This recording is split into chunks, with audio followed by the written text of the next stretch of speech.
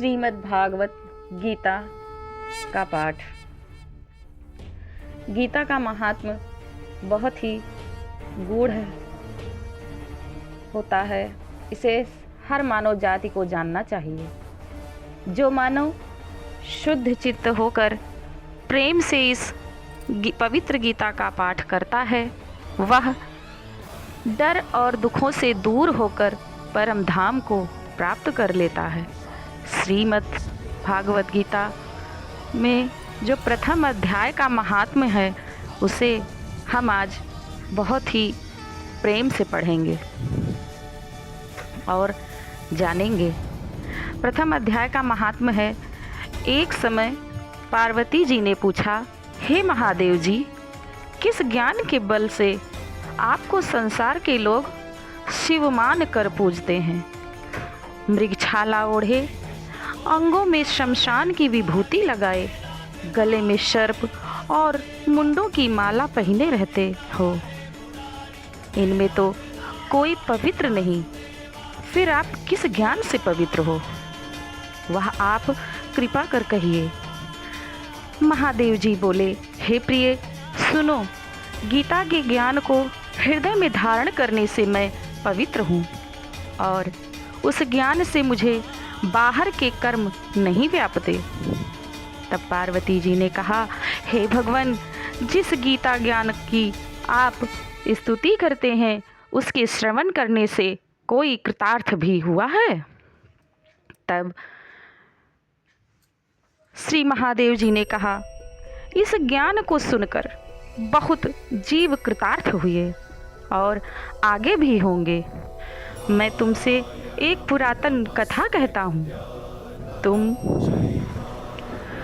तुम उसे ध्यान से सुनो। एक समय पाताल लोक में शेषनाग की सैया पर श्री नारायण जी आंखें मूंद कर अपने आनंद में मग्न थे।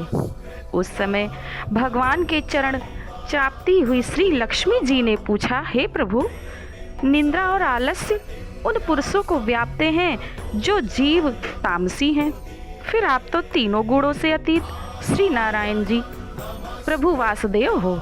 आप जो नेत्र मूंदे हो, यह मुझको बड़ा आश्चर्य है। श्री नारायण जी बोले, हे लक्ष्मी, मुझको निद्रा आलस्य नहीं व्यापता। एक शब्द रूप जो भगवत गीता है, उसमें जो ज्ञान है, उसके आनंद में मैं मग्न रहता हूँ। जैसे 24 अवतार मेरे आकार रूप हैं, वैसे यह गीता मेरा शब्द रूप अवतार है। इस गीता में ये मेरे अंग हैं। 5 अध्याय मेरा मुख है, 5 अध्याय मेरी भुजाएं हैं, 5 अध्याय मेरा हृदय और मन है, 16वां अध्याय मेरा उदर है, 17वां अध्याय मेरी जंघा है, 18वां अध्याय मेरे चरण हैं। संपूर्ण गीता के जो श्लोक हैं, वह मेरी नाड़ियाँ हैं और जो गीता के अक्षर हैं, वे मेरे रोम हैं। ऐसा जो मेरा शब्द रूपी गीता ज्ञान है, उसी के अर्थ को मैं हृदय में विचारता हूँ और बहुत आनंद को प्राप्त होता हूँ। श्री महालक्ष्मी बोली, हे श्री नारायण जी, जब श्री गीता का इतना ज्ञान है, तो उसी को सुनकर कोई जीव कृतार्थ भी हुआ है? सो मुझसे कहो। तब श्री नारायण जी ने कहा, हे लक्ष्मी, गीता ज्ञान को सुनकर बहुत जीव कृतार्थ हुए हैं। सो तुम सुनो। श्रवण नामक शूद्र वर्ण का एक प्राणी था, जो चंडालों के कर्म करता था और तेल लवण का व्यापार करता था। उसने बकरी पाली। एक दिन वह बकरी चराने को चलते हैं, कैसे जीते हैं, मृत्यु कैसे होती है इनकी। तत्काल उसके प्राण निकल गए। मरकर उसने बहुत नरक भोगा। फिर बैल का जन्म पाया। उस बैल को भिक्षुक ने मोल लिया। वह भिक्षुक उस पर चढ़कर सारा दिन भिक्षा मांगता था। जो कुछ भिक्षा मांग कर लाता, वह अपने कुटुंब के साथ मिलकर खाता था। बैल सारी रात द्वार पर बंधा रहता, उसके खाने पीने की भी खबर न लेता।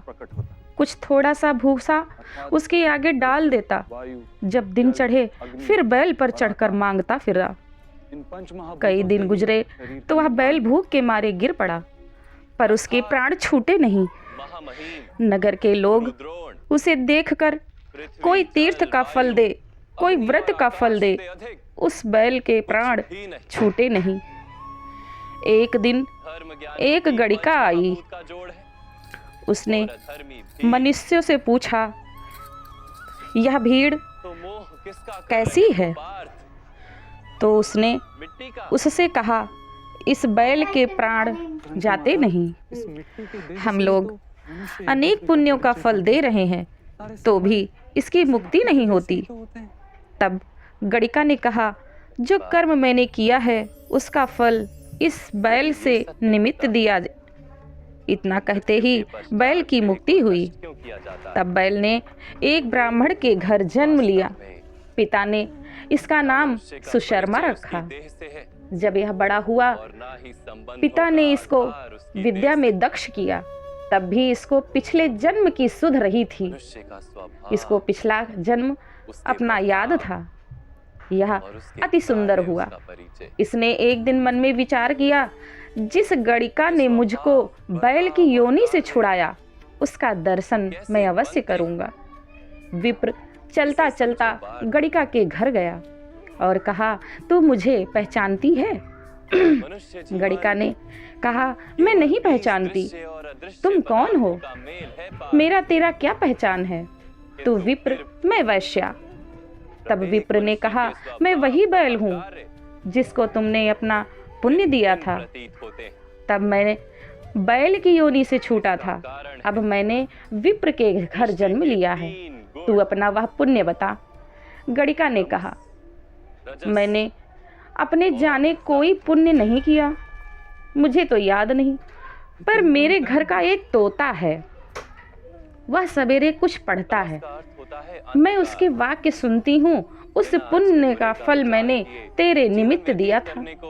तब विप्र ने तोते से पूछा कि तू सवेरे क्या पढ़ता है? तोते ने कहा, मैं पिछले जन्म में विप्र का पुत्र था। पिता ने मुझे गीता के पहले अध्याय का पाठ सिखाया था। एक दिन मैंने गुरुजी से कहा, मुझको गुरु ने क्या पढ़ाया है? तब गुरुजी ने मुझे शाप दिया कि तू तोता हो जा। तब मैं तोता हुआ। एक दिन बहेलिया मुझे पकड़ ले गया। एक विप्र ने मुझे मोल खरीदा। वह विप्र अपने पुत्र को गीता का पाठ सिखाता था।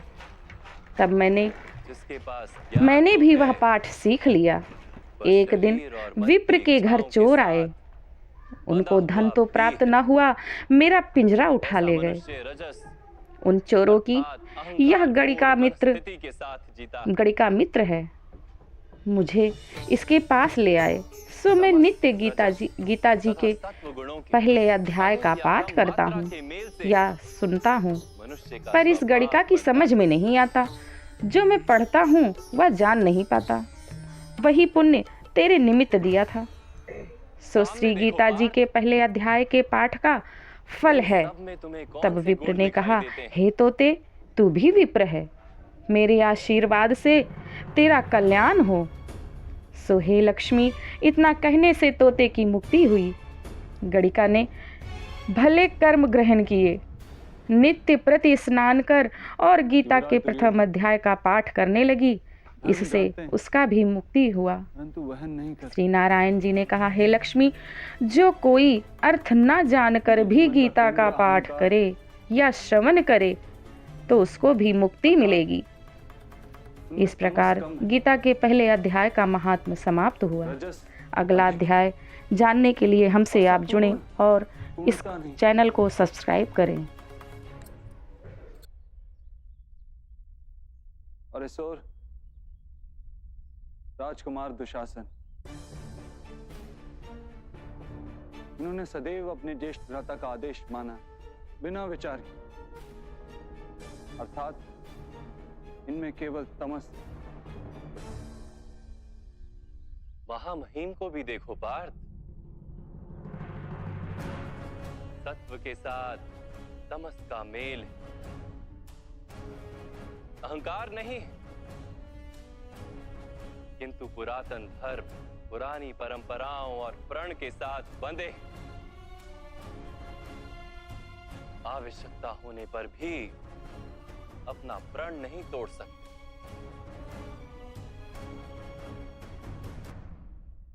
गुरु द्रोण को देखो, ज्ञान और अहंकार दोनों ही हैं। ज्ञान तो मनुष्य को मुक्ति दिलाता है, किंतु इनका अहंकार इन्हें मुक्त नहीं होने देता।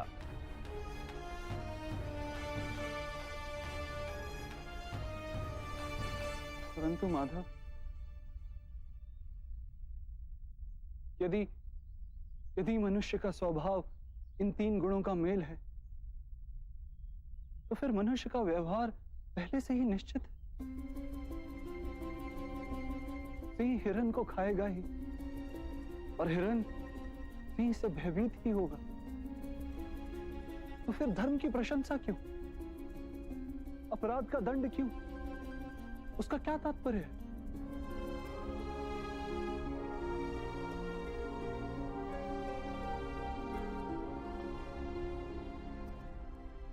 उत्तम प्रश्न है पार्थ, किंतु पहले मनुष्य क्या है ये तो जान लो। मनुष्य केवल 5 महाभूत नहीं, 5 पदार्थ नहीं, 5 ज्ञानेंद्रियां, 5 कर्मेंद्रियां तथा 3 गुण, ऐसी 23 वस्तुओं का मेल भी नहीं। मनुष्य को चलने फिरने तथा कार्य करने हेतु शक्ति की आवश्यकता होती है, और उस शक्ति को चेतना कहते हैं। तो क्या माधव, मनुष्य इसकी चेतना है? नहीं पार्थ, मनुष्य की चेतना के साथ उन 23 वस्तुओं के मेल का नाम प्रकृति है। 24 वस्तुओं से बने मनुष्य नामक यंत्र में वास करता है पुरुष, अर्थात परमात्मा का अंश। उसे आत्मा कहा गया है। जब प्रकृति और पुरुष का मेल होता है, अर्थात जब परमात्मा का अंश आत्मा बनकर देह में वास करता है, तब मनुष्य जीवित होता है। यह आत्मा क्या है माधव, और इसे जानने का क्या उपाय है? मनुष्य जैसे रथ का उपयोग करता है, वैसे ही आत्मा शरीर नाम के इस यंत्र का उपयोग करती है। शरीर के माध्यम से शरीर के सुख दुख का उपभोग करती है, किंतु आत्मा शरीर नहीं पार्थ। शरीर का नाश किया जा सकता है, किंतु आत्मा का नाश नहीं किया जा सकता। नैनं छिन्दन्ति शस्त्राणि नैनं दहति पावका, न चैनं क्लेदयन्त्यापो न शोष्यति मारुता। आत्मा ना शस्त्रों से छेदी जा सकती है और ना ही अग्नि से जलाई जा सकती है। ना जल उसे निर्बल कर सकता है और ना ही पवन उसे सुखा सकती है। आत्मा शरीर में रहते हुए भी अमर है। न हन्यते हन्यमाने शरीरे पार्थ। शरीर की हत्या की जा सकती है, किंतु आत्मा की हत्या नहीं की जा सकती। आत्मा तो सर्वव्यापी है, अचल है, स्थिर है, सनातन है। पुराना वस्त्र त्याग कर जैसे मनुष्य नया वस्त्र धारण करता है, वैसे ही आत्मा पुराना शरीर छोड़कर बार बार नया शरीर धारण करती है। परंतु माधव, मैं तो जगत का अनुभव अपने शरीर के माध्यम से ही करता हूं। स्वयं को देह न जानकर मैं आत्मा कैसे जान सकता हूं? स्वयं को आत्मा के रूप में जानना असंभव भी नहीं पार्थ। अंध भी जीते हैं, गूंगे भी जीते हैं, जिनके पास हाथ पैर नहीं होते वो भी जीते हैं। स्पष्ट कि शरीर मनुष्य नहीं, जिसकी चेतना चली जाती है, जिसे जिसे मूर्छा आ जाती है वो भी जीवित रहता है। इसलिए स्पष्ट है कि मनुष्य का चेतन तत्व वो भी शरीर नहीं। इसी प्रकार जो व्यक्ति अपने भीतर खोज करता है, मैं इंद्रियां नहीं, शरीर नहीं, भावनाएं नहीं, विचार नहीं, ज्ञान भी मैं नहीं, जो ये समझता जाता है वो अंत में स्वयं को आत्मा के रूप में जान ही लेता है। ये आत्मा का क्या कार्य है माधव? जब पर ब्रह्म के भाग हुए, पुरुष तथा प्रकृति बने, तब पुरुष अर्थात परमात्मा के अंश ने आत्मा बनकर प्रकृति की प्रत्येक वस्तु में वास किया। उस आत्मा को मोह तथा अंधकार ने घेर लिया पार। उस मोह निद्रा से जागृत होकर स्वयं को परमात्मा का अंश जानना ही आत्मा का कर्तव्य, उद्देश्य और जीवन कार्य। परंतु माधव, यदि हर आत्मा परमात्मा का अंश है, तो क्या उन्नति और अवगति स्वयं परमात्मा कर रहे? जिस प्रकार कीचड़ में पड़ा रत्न चमकता नहीं, वैसे ही प्रकृति के 24 पदार्थों से घिरी आत्मा को विस्मरण हो जाता है कि वो परमात्मा का अंश है। अधिकतर आत्माएं अपनी देह को ही सब कुछ मानती हैं, स्वयं देह से भिन्न है ये जान ही नहीं पाती। शरीर को जो सुख, दुख, स्वाद, गंध आदि का अनुभव होता है उसे अपना अनुभव मान लेती है और बदलाव का प्रयास ही नहीं करती।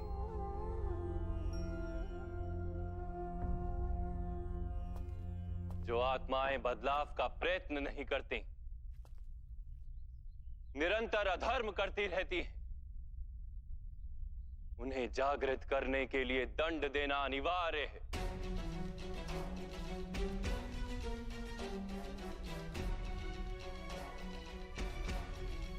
तुम भी ये जान लो पार्थ कि तुम शरीर नहीं, केवल एक आत्मा हो।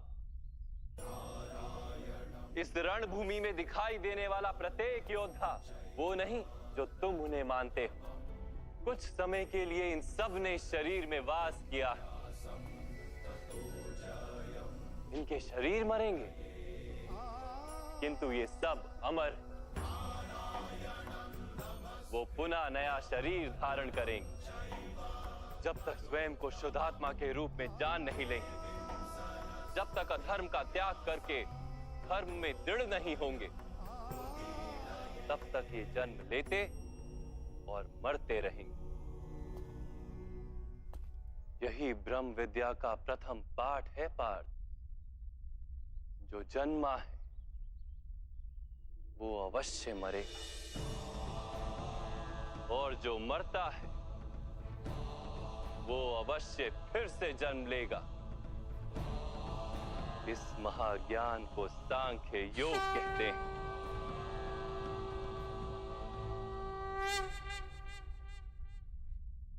धर्म और अधर्म क्या है माधव?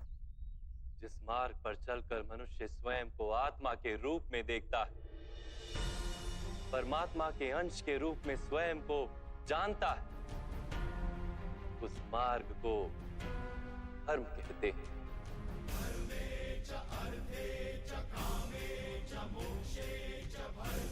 जब मनुष्य स्वयं को परमात्मा के अंश के रूप में जान लेता है, तब उसे ये अनुभूति होती है कि ये सृष्टि ही परमात्मा है और ये परमात्मा ही सृष्टि है। सृष्टि और परमात्मा में कोई भेद नहीं।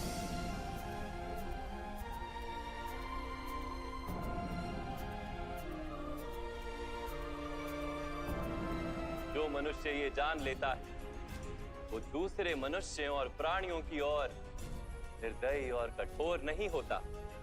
वो ये जानता है कि जीभ कटने से पीड़ा केवल जीभ को नहीं होती, उसकी अनुभूति समग्र शरीर को होती है। वैसे एक मनुष्य को पीड़ा होती है तो समग्र संसार उस पीड़ा का अनुभव करता है। जब तक संसार में एक मनुष्य भी पीड़ित है, तब तक वास्तव में किसी का भी सुख संपूर्ण नहीं। ये जानने पर मनुष्य का मन करुणा से भर जाए, उसे धर्म कहते हैं। जब किसी पर तमस गुण छाया होता है, तो वो दूसरों के प्रति कठोर, निर्दयी और स्वार्थी हो जाता है। अपने माने हुए सुख के लिए वो दूसरों को दुख देता है। परमात्मा की ओर गति नहीं हो पाती उसकी, अर्थात अधर्म परमात्मा से दूर ले जाने वाले मार्ग का नाम है।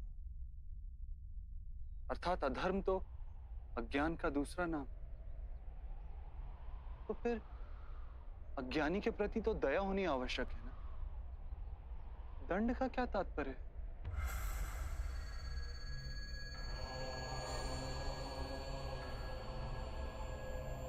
अज्ञानी जब ज्ञान का मूल्य जानने को सजना, ज्ञान पर दृष्टि डालने को भी सजना,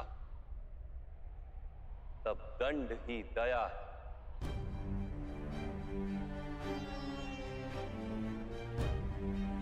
उसके प्रति भी और दूसरों के प्रति भी।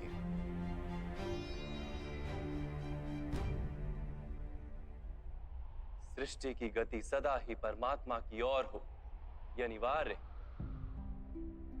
किंतु कभी कभी ऐसी स्थिति उत्पन्न हो जाती कि अज्ञान, मोह और अधर्म बढ़ जाता है। संसार से धर्म लुप्त हो जाने का भय उत्पन्न हो जाता है। संसार से जब धर्म लुप्त हो जाता है, करुणा भी नष्ट हो जाती है और सत्य भी नष्ट हो जाता है। आने वाली पीढ़ियों को धर्म प्राप्त हो सके, इसके लिए आज अधर्मियों का नाश करके धर्म की पुनः स्थापना करना अनिवार्य है।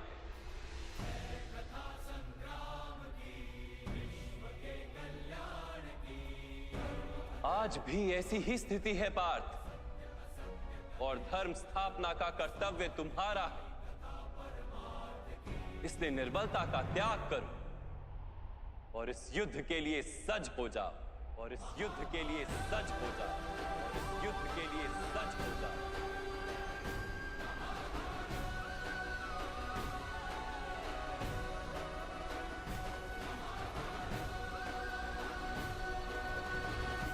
परंतु मेरे हाथों हत्याएं होंगी माधव। मेरे कारण किसी के प्राण जाएंगे तो मेरे अंतर की करुणा का नाश नहीं हो जाएगा? और यदि धर्म का आधार करुणा है, तो क्या मेरी आत्मा धर्मी नहीं हो जाएगी?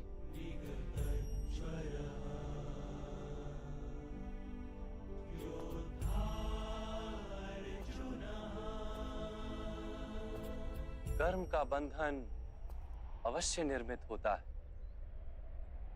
किंतु कार्य का बंधन निर्मित नहीं होता पार्थ। तुम्हें कर्म और कार्य के बीच क्या भेद है, ये जानना आवश्यक है। सभी कर्म कार्य हैं, किंतु सभी कार्य कर्म नहीं। कर्म उस कार्य को कहते हैं जिसके साथ फल की आशा जुड़ी हो। मनुष्य जब भी सुख की, संपत्ति, प्रशंसा की आशा रखकर कोई कार्य करता है, तो वो उस कार्य के फल से बंध जाता है। जब किसी कर्म को फल की आशा से किया जाए, तो उसे सकाम कर्म योग कहते हैं, और जब किसी कर्म को बिना किसी फल की आशा से किया जाए, तो उसे निष्काम कर्म योग कहते हैं। इसी कारण से उसे बार बार जन्म लेना पड़ता है। वास्तव में मनुष्य को कोई कर्म नहीं बांधता, कर्म से जुड़ी आशाएं उसे बांधती। वो कैसे माधव? यदि इस युद्ध में तुम्हें विजय होने की आशा है तो पराजित होने पर तुम्हें भीषण दुख होगा, और वो दुख तुमसे कोई अन्य कार्य करवाएगा जिसके लिए तुम्हें दूसरा जन्म लेना पड़ेगा। और यदि तुम विजयी हुए तो तुम्हारा अहंकार बढ़ेगा, और वो अहंकार तुम्हें विश्व विजय के लिए प्रेरित करेगा, तुमसे हत्याएं करवाएगा और उसका पाप तुम्हें बांधेगा। विचार करो, यदि तुम्हें इस युद्ध में ना विजय का मोह और ना पराजय का भय, तो इस युद्ध के अंत में तुम्हें सुख प्राप्त होगा या दुख प्राप्त होगा? ना सुख माधव और ना ही दुख। अर्थात तुम्हारा सुख दुख, हताशा निराशा अहंकार युद्ध के कारण नहीं है। युद्ध के साथ तुमने जो आशाएं बांधी हुई हैं उसके कारण। क्या ये सत्य नहीं है पार्थ?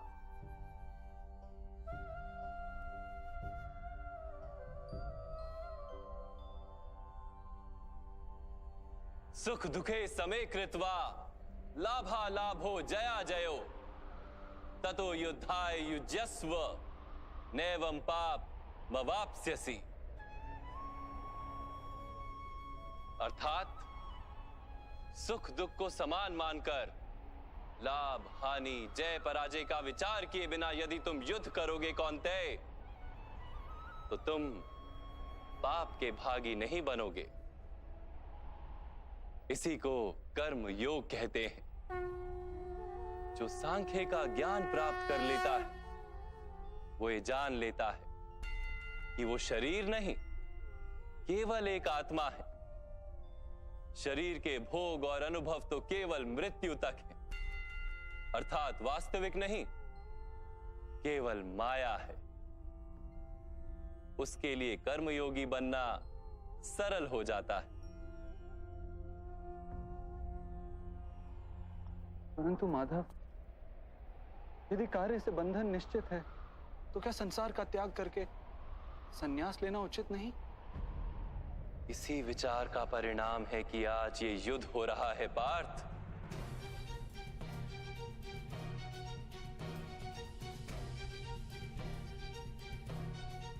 विचार करो, जब सत्व गुण से भरे धर्म को जानने वाले लोग कर्मों का त्याग करते हैं, तब अधर्म से भरे लोग ही संसार को चलाते हैं।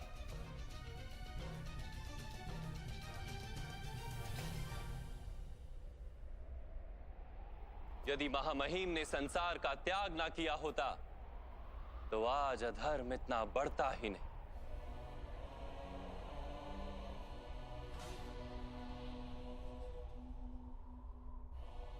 और तुम्हारे पिता ने यदि संन्यास ना लिया होता तो आज भ्राता युधिष्ठिर सुख से राज कर रहे होते।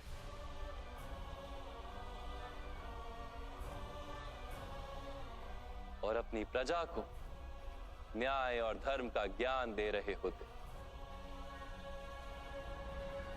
किंतु दुखदायक बात तो यह है पार्थ कि सत्वगुण से भरे मनुष्य ही संसार को लाभ दे सकते हैं, किंतु वो ही संन्यास का विचार करते हैं। जैसे जल तो भाप बनकर उड़ जाता है और कीचड़ कीचड़ वहीं पड़ा रहता है, वैसे सत्वगुणी सज्जन लोग तो संसार का त्याग कर देते और तमस से भरे अधर्मी लोग संसार में कार्य करते हैं। इसी कारण से संसार में पाप और अधर्म बढ़ता है।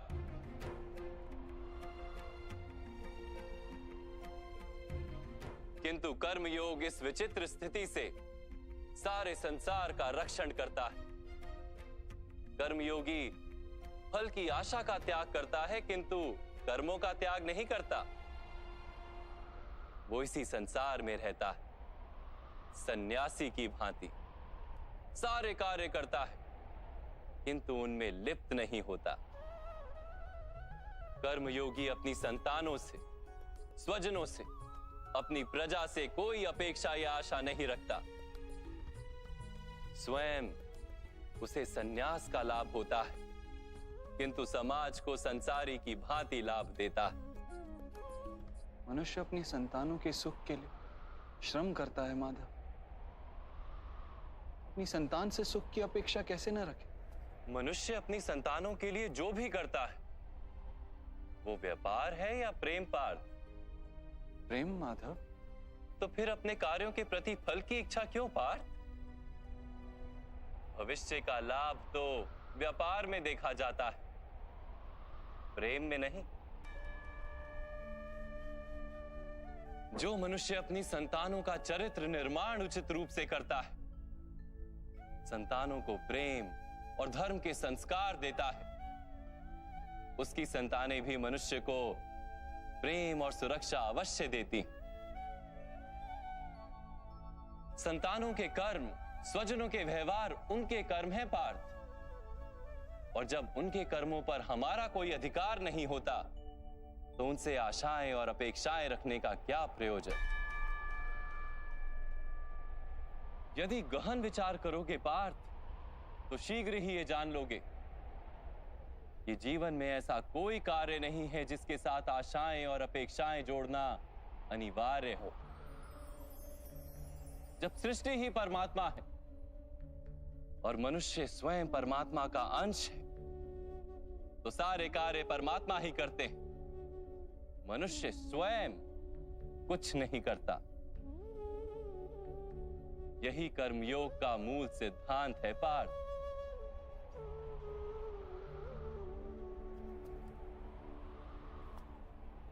तुम्हें भी कर्मयोगी बनकर ये युद्ध करना आवश्यक है पार्थ। त्रिगुणिया विश्या वेदा निस्त्रिगुण्यो भवार्जुना निर्द्वंद्वो नित्य तत्वस्थो निर्योग क्षेम आत्मवान। 3 गुणों का त्याग करके निर्गुण बन जाओ पार्थ। इस द्वंद्व से मुक्त हो जाओ। सदा सत्व अर्थात परमात्मा में बुद्धि लगाकर कर्तव्य का वहन करते रहो।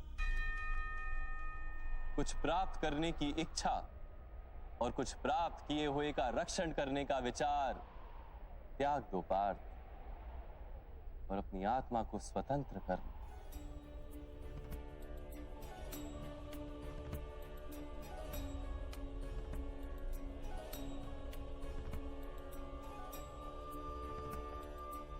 स्मरण रहे पार्थ, कर्मण्यवाधिकारस्ते मा फलेषु कदाचन मा कर्म फल हेतुर्भु मा ते संगोस्त्व कर्मणि। तुम्हारा अधिकार तो केवल कर्म करने का है, फल तो ईश्वर के हाथ में। इसलिए ना कर्म से भागना उचित है और ना ही कर्म के फल की आशा रखना उचित है।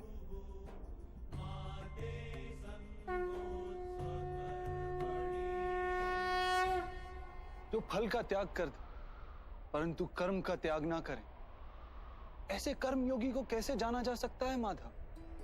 विश्या विनिवर्तन्ते निरहारस्य देहिनः रसवर्जम रसोप्यस्य परम दृष्ट्वा निवर्तते। सुनो पार्थ, जो स्वाद से छूटने के लिए भोजन का ही त्याग कर देता है, वास्तव में उसके मन से स्वाद की लालसा कभी जाती ही नहीं। उसे दोहरी हानि होती। एक तो वो निर्बल हो जाता है, जिसके कारण परमात्मा को प्राप्त करने का जो प्रयत्न अनिवार्य है उसे वो नहीं कर पाता, और दूसरा सदा ही उसका मन स्वाद की लालसा से भरा रहता है। इसलिए भोजन का त्याग करने से उत्तम है स्वाद की लालसा का ही त्याग कर दिया जाए। कर्मयोगी अपने मन की सारी लालसाओं को खींच लेता है, जीवन को कर्तव्य मानकर कार्य अवश्य करता है, किंतु उन कार्यों से जुड़ता नहीं। और पार्थ, जो व्यक्ति अपने कार्यों से आशाएं और इच्छा नहीं रखता, उसी के कार्य पूर्ण होते हैं। एक असफलता से दुखी होकर जिसका मन डोलता नहीं, एक सफलता से आनंदित होकर जो स्वयं को सर्वश्रेष्ठ नहीं मानता, ऐसे ही व्यक्ति को कर्म योगी कहते हैं। और ऐसा व्यक्ति जीवन में बार बार सफल होता है।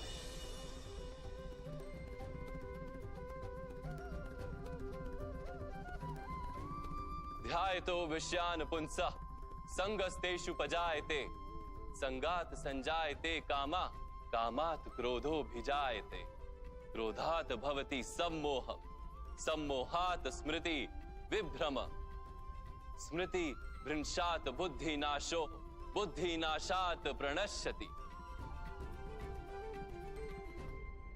फल की आशा से कामना प्रकट होती है, और कामना का तो स्वभाव है असंतुष्ट रहना। असंतोष से क्रोध उत्पन्न होता है, और क्रोध से मोह जन्मता है। मोह के कारण व्यक्ति आचार और व्यवहार का ज्ञान ही भूल जाता है। ज्ञान के जाने से बुद्धि चली जाती है, अनुचित प्रकार के कार्य होने लगते हैं, और समाज ऐसे व्यक्ति का शत्रु बन जाता है, और अंत में ऐसे मनुष्य का पूर्णतः पतन हो जाता है।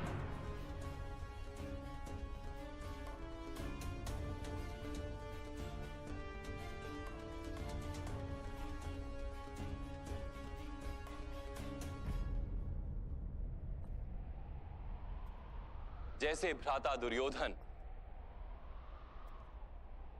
उनके सेनापति महामहिम उनके ही शत्रु हैं, और तुम्हें विजय का आशीर्वाद दिया।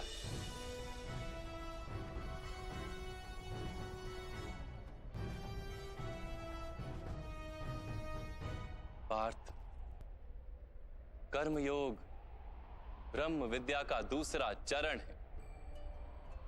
परमात्मा में अपनी बुद्धि स्थिर करो, स्वयं को आत्मा जानो, मिथ्या बंधनों से मुक्त हो जाओ, और फल की आशा का त्याग करके केवल कर्म करते रहो। अपनी बुद्धि को परमात्मा में स्थिर करके कर्म योगी बनने का क्या मार्ग है माता?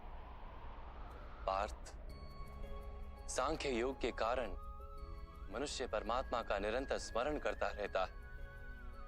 परमात्मा का स्मरण करने से मनुष्य के हृदय में समर्पण का भाव उत्पन्न होता है, और उस भाव को भक्ति कहते हैं। भक्ति से मनुष्य को सत्य असत्य का ज्ञान प्राप्त होता है। उस ज्ञान से उसे परमात्मा के दर्शन होते हैं, और जिसे परमात्मा के दर्शन हो जाते हैं वही वास्तव में कर्म योगी बन जाता है, और जन्मों के फेरों से छूटकर मोक्ष को प्राप्त कर लेता है। सभी आत्माओं का अंतिम लक्ष्य वही है, और धर्म का अंतिम चरण भी वही है। किंतु मैं परमात्मा के दर्शन के बिना समर्पण किस प्रकार कर सकता हूं माधव? परमात्मा के दर्शन करने हेतु अपनी आंखों पर बंधे लालसा, अहंकार, क्रोध और पूर्वाग्रह की पट्टियों को उतारना होता है। अंधेरे कक्ष में बैठा मनुष्य यदि कहे कि उसे सूर्य के दर्शन करने, तो उससे क्या कहोगे? यही कहोगे ना कि कक्ष से बाहर आ जाए और आकाश के नीचे खड़ा हो जाए। सूर्य तो सदैव उपस्थित है। वैसे ही पार्थ, ये सृष्टि ही परमात्मा है, परमात्मा ही सब कुछ है। परमात्मा के सिवा कुछ भी नहीं। जो अपनी आत्मा के दर्शन कर लेता है वो परमात्मा के दर्शन कर लेता है। जैसे नमक के एक कण का स्वाद समग्र सागर के स्वाद से भिन्न नहीं होता, वैसे अपनी आत्मा के दर्शन परमात्मा के दर्शन से भिन्न नहीं होते। अर्थात माधव, क्या आप भी परमात्मा हैं?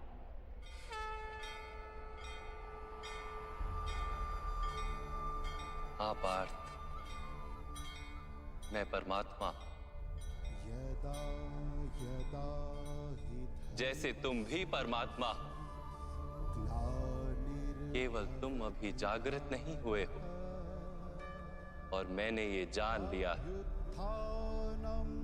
अधर्मस्य तदात्मानं सृजाम्यहम्। माधव, आपके प्रति समर्पण ईश्वर के प्रति समर्पण क्यों नहीं हो सकता? अवश्य, मेरे प्रति समर्पण ही परमात्मा के प्रति समर्पण है। सर्वधर्मान् परित्यज्य मामेक शरणं व्रज। सारे जगत का त्याग करके मेरी शरण में आ जाओ पार्थ।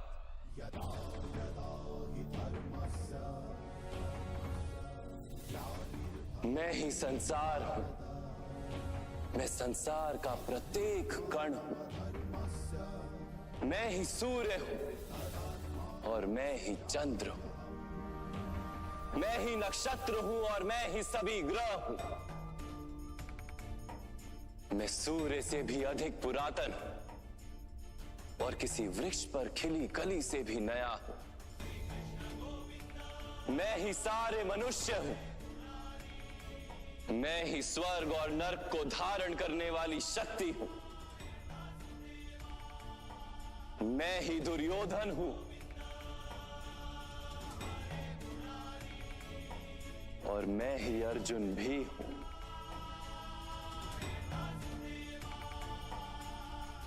वो कैसे संभव है माधव?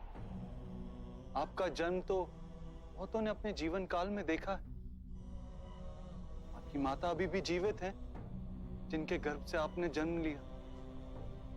आप पुरातन और अविनाशी कैसे हो सकते हैं? तुम शरीर देख रहे हो और मैं आत्मा की बात कर रहा हूं। मेरे अनेक जन्म हुए हैं पार्थ।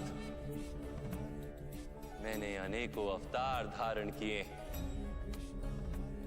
कई शरीर बने हैं मेरे और इसी मिट्टी में मिले हैं।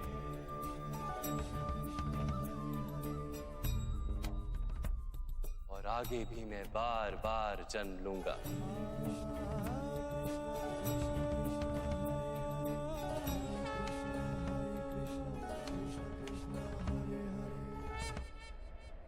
यदा यदा हि धर्मस्य ग्लानिर्भवति भारत अभ्युत्थानमधर्मस्य तदात्मानं सृजाम्यहम्।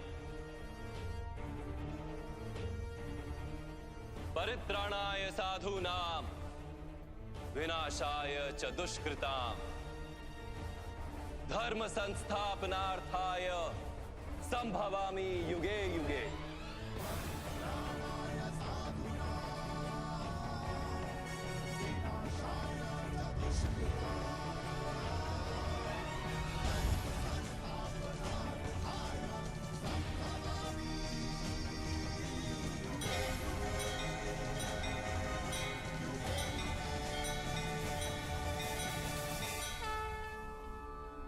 जब जब धर्म को हानि होती है, जब जब अधर्म में वृद्धि होती है, तब तब सत्पुरुषों के उद्धार के लिए, अधर्मियों के विनाश के लिए और धर्म की पुनः स्थापना के लिए मैं ही जन्म लेता हूं। ये प्रत्येक युग में होता आया है और आगे भी ऐसा ही होगा। मैं ही अविनाशी परमात्मा हूं। मैं ही मत्स्य भी था और मैं ही वामन अवतार भी। मैं ही परशुराम हूं और मैं ही रामचंद्र भी था। मैं ही ब्रह्मा विष्णु और महेश हूं और मैं ही सरस्वती, काली और लक्ष्मी भी।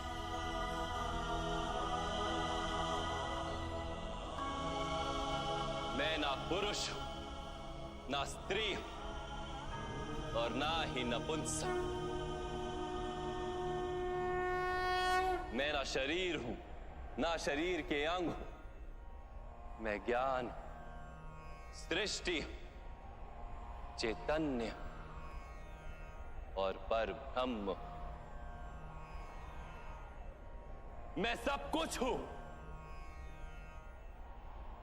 और मैं कुछ भी नहीं।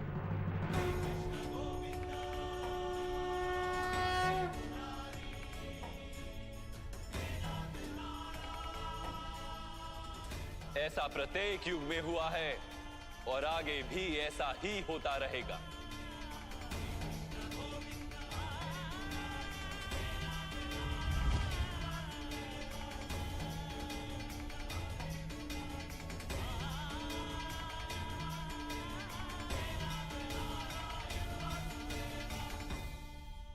जब तुम आत्मज्ञान प्राप्त करोगे पार्थ, तो स्वयं को मुझसे जुड़ा ही पाओगे।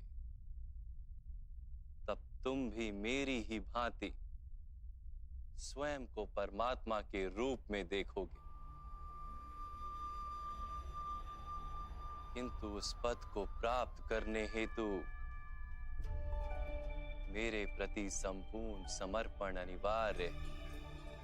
समर्पण क्या है माधव? समर्पण मन की ऐसी स्थिति का नाम है जब मनुष्य अपने सारे संकल्पों का त्याग कर देता है, स्वयं से किसी प्रकार के निर्णय अथवा प्रण भी नहीं लेता। जिस प्रकार के कार्य उसे दिए जाते हैं उसी प्रकार के कार्य करता है।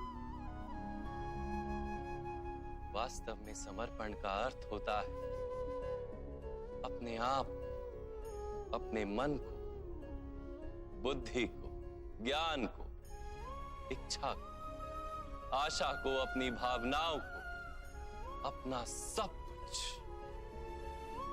किसी को अर्पण कर देना। और ऐसे समर्पण को भक्ति कहते हैं।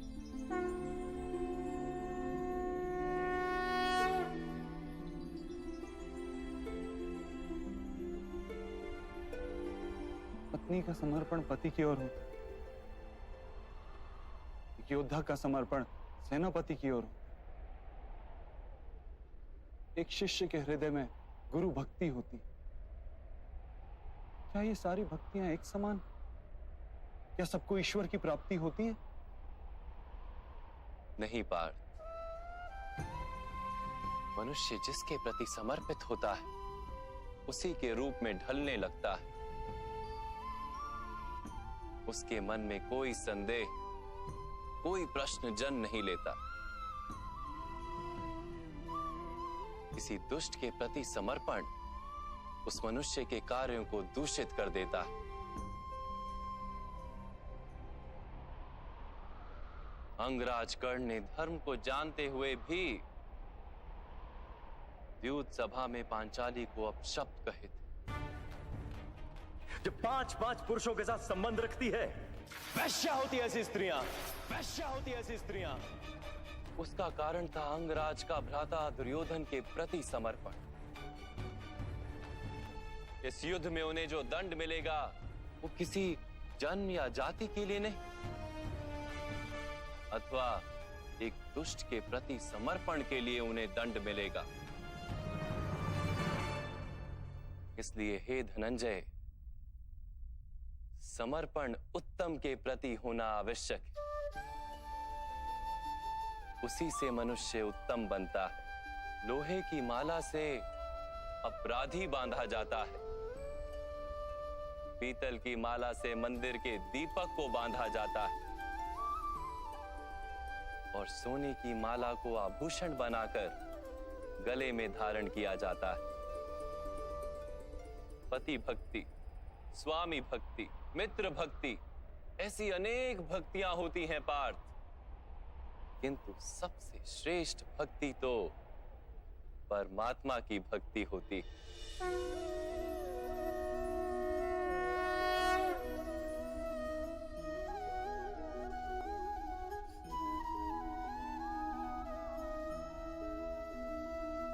किंतु परमात्मा की भक्ति का सांख्य अथवा कर्म योग से क्या संबंध है? सांख्य योग के कारण मनुष्य स्वयं को आत्मा के रूप में जानता है। कर्म योग से वो जीवन के बंधनों से छूट जाता है और भक्ति के कारण मनुष्य को परमात्मा के वास्तविक रूप का ज्ञान होता है।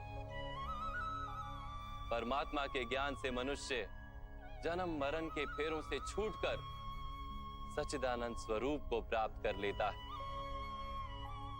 परमात्मा में समाकर स्वयं परमात्मा हो जाता है। जैसे जल की छोटी सी बूंद जब सागर में मिलती है तो स्वयं सागर बन जाती है। अर्थात इस शरीर का कोई महत्व ही नहीं है माधव। अवश्य महत्व है पार्थ। शरीर के माध्यम से ही मनुष्य को परमात्मा का साक्षात्कार होता है। मृत्यु और नए जन्म के बीच के समय में आत्मा के ज्ञान में वृद्धि नहीं हो पाती। इस जन्म में प्राप्त अनुभव, ज्ञान, विचार और अभ्यास को लेकर आत्मा नया शरीर धारण करती है। आत्मा की प्रगति और अधोगति शरीर में रहकर ही संभव है।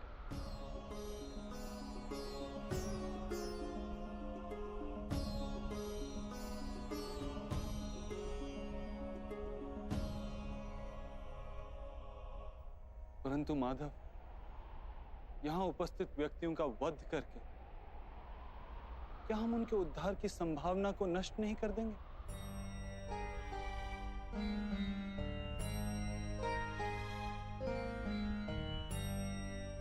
तुम्हारे शत्रु धर्म की मर्यादा को तोड़ चुके हैं पार्थ। अधर्म ही उनका स्वभाव बन गया है। उनका उद्धार अब असंभव है।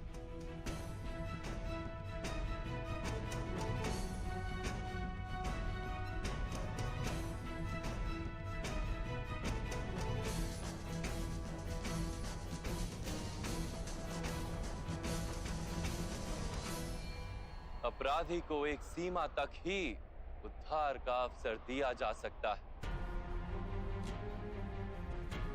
मैंने शिशुपाल के 99 अपराधों को क्षमा किया था, किंतु 100 अपराधों के पश्चात उसे दंड देना आवश्यक था। अपराधी को यदि अपराध करने दिया जाए तो उसका अधिक से अधिक पतन होता है।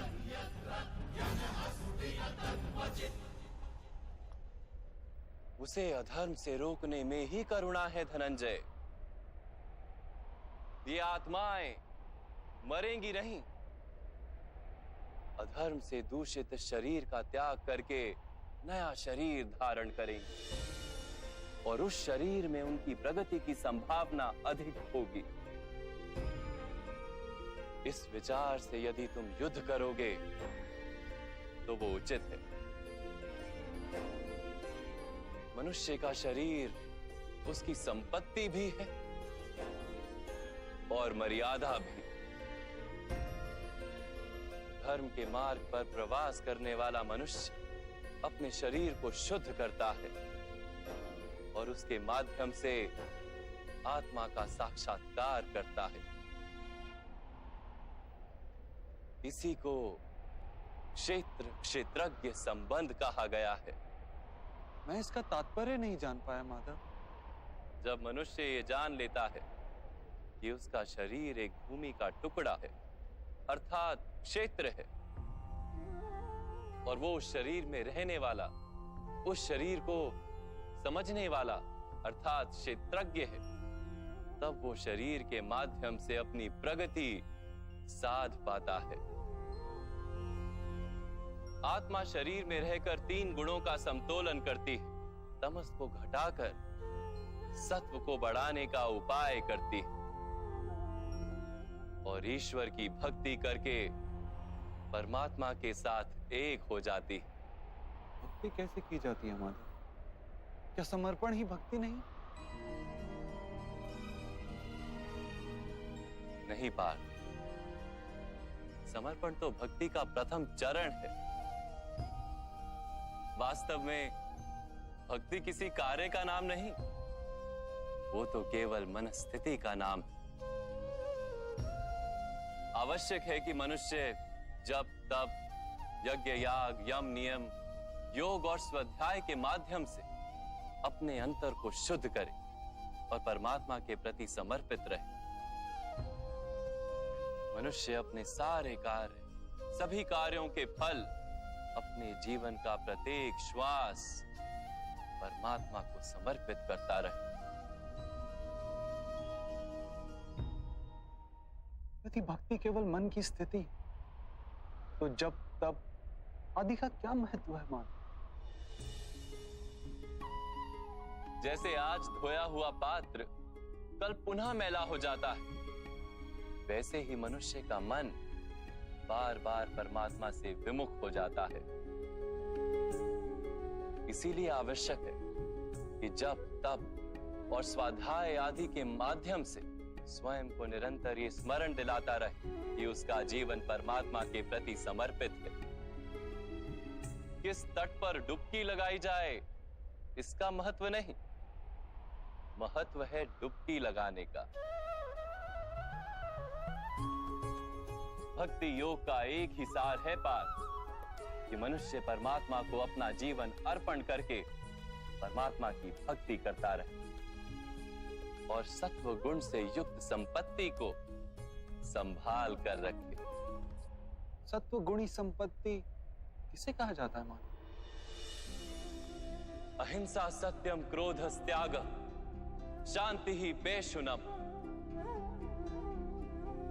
दया भूतेष्व लोलुप्त्वम मार्दवम वीर चापलम तेज क्षमा धृति शोचम द्रोहो नातिमानिता भवन्ति संपदम देवी अभिजातस्य भारत।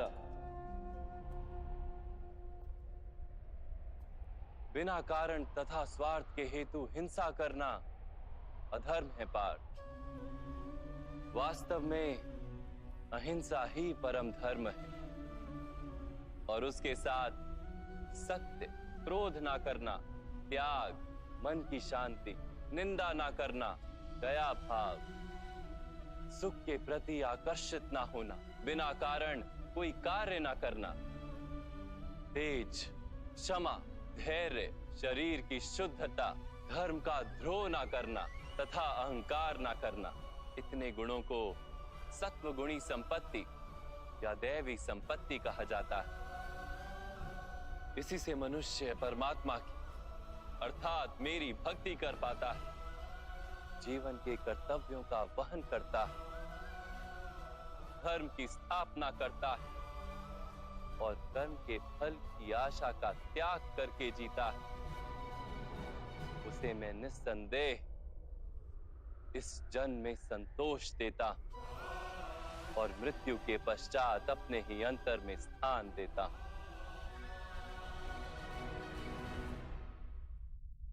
आपका रूप कैसा है माधव? सांख्य योग के माध्यम से मैंने ये जाना कि मैं एक आत्मा हूं, अमर हूं और इस नश्वर शरीर में केवल कुछ समय के लिए वास करता हूं। कर्मयोग के माध्यम से मैंने ये जाना कि जो फल की इच्छा का त्याग कर केवल कर्म करता है, उसे जीवन में शांति और सफलता प्राप्त होती है। भक्ति योग के माध्यम से मैंने आपके प्रति समर्पण का महत्व जाना।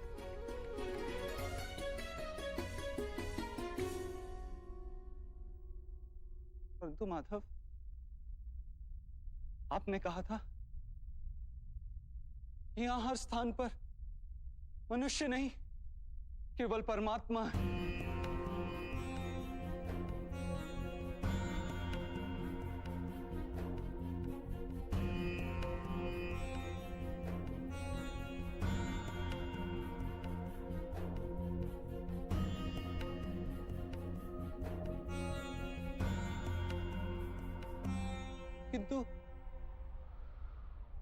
नहीं, मुझे यहां यहां केवल मनुष्य दिखाई दे रहे, केवल मनुष्य माधव।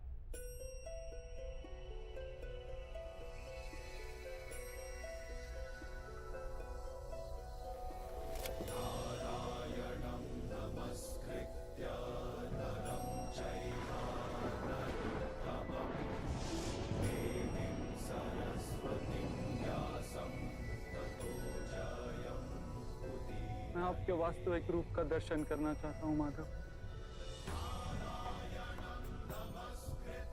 आपकी शक्ति, आपका ज्ञान, तेज और ऐश्वर्य से युक्त परमात्मा स्वरूप को प्रत्यक्ष देखना चाहता हूं माधव। मुझे अपने अविनाशी स्वरूप का दर्शन दीजिए माधव। मेरे सारे संदेहों को नष्ट कर दीजिए।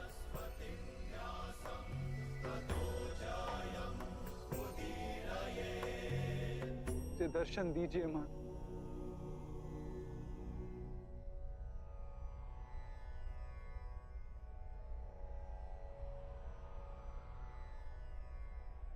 देखो पार्थ,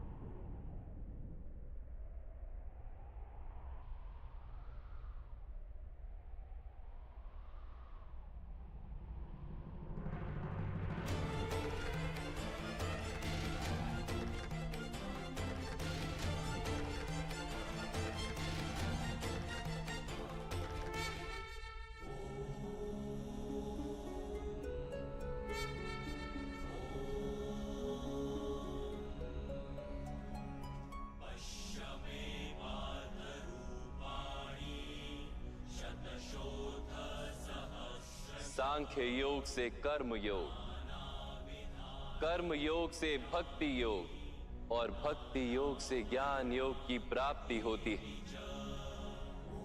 मेरे विश्व रूप का दर्शन करना ही वास्तविक ज्ञान है अर्जुन।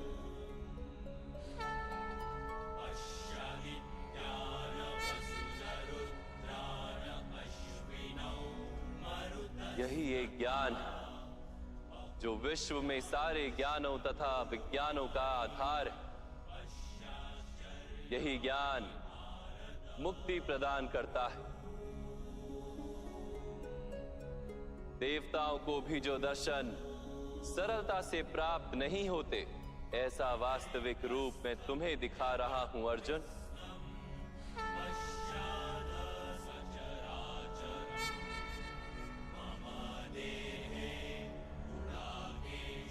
मैं ही इस पृथ्वी के कण कण में वास करता हूं और ये पृथ्वी, सूर्य, चंद्र, नक्षत्र और तारा मंडल मेरे भीतर वास करते हैं।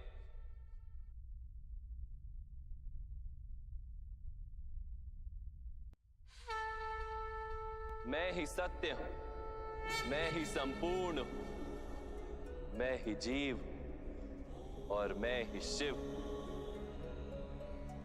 अक्षरों में आकार, वेदों में सामदेव, देवों में इंद्र, प्राणियों में चेतना, यक्षों में कुबेर, रुद्रों में शंकर, वसुओं में अग्नि, पर्वतों में सुमेरु और ऋषियों में भृगु, ध्वनियों में ओमकार, यज्ञों में जाप और वृक्षों में पवित्र पीपल, बुद्धि में स्मृति, मेधा, धृति और क्षमा मैं ही हूं। कीर्ति मैं ही हूं।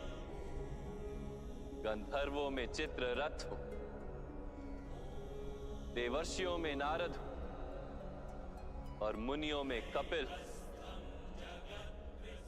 अश्वों में उच्च श्रवा, हाथियों में ऐरावत हूं और पशुओं में सिंह, पक्षियों में गरुड़, मनुष्य में राजा और शस्त्रों में वज्र, गायों में कामधेनु, सर्पों में वासुकी, शेषनाग, यमराज, वरुण देव हूं और वायु भी मैं ही। भगवान राम, पवित्र गंगा, सृष्टि में आदि मध्य तथा अंत भी मैं ही। ब्रह्म विद्या, महाकाल और ब्रह्मा, प्रभाव, विजय, सत्व, निश्चय, दंड, शक्ति, नीति, मौन तथा तत्व ज्ञान भी मैं हूं। वासुदेव, अर्जुन, वेद व्यास, ऐसा कुछ भी नहीं जो मैं नहीं। ऐसा कोई स्थल नहीं जहां मैं नहीं हूं। मैं ही समय हूं और मैं ही जीवन और मृत्यु हूं अर्जुन। यहां उपस्थित सभी मनुष्यों की मृत्यु बनकर खड़ा हूं।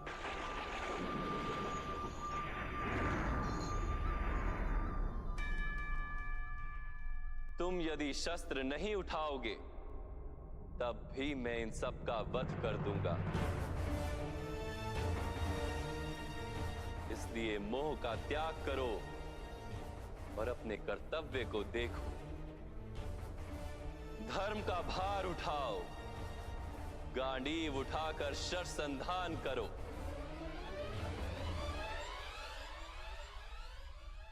युद्ध करो अर्जुन, युद्ध करो।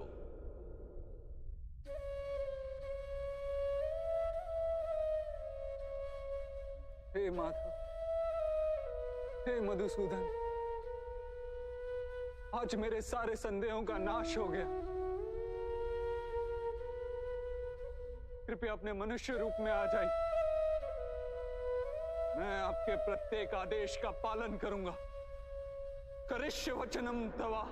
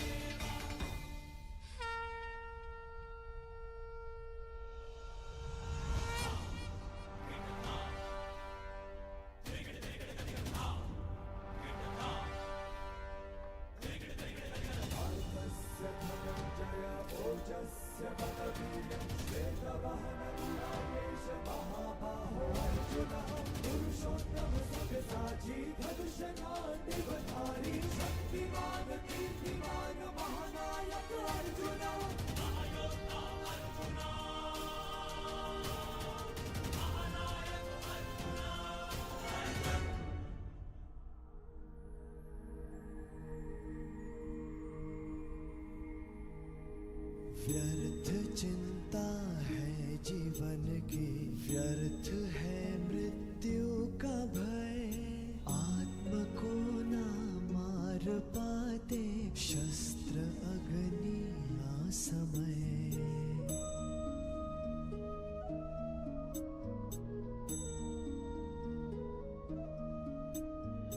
पंचभूतों की बनी ये देह केवल वस्त्र है। पंचभूतों की बनी ये देह केवल वस्त्र है। आत्मा का जो वास्तविक है घर कहीं अन्यत्र है। ईश्वर स्वयं है सृष्टि सारी, कहाँ उसको खोजना। जो भी होता शुभ ही होता, सब उसी की योजना। वो ही केवल धर्म है। व्यर्थ चिंता है जीवन की, व्यर्थ है मृत्यु का भय। आत्म को ना मार पाते शस्त्र अग्नि असमय।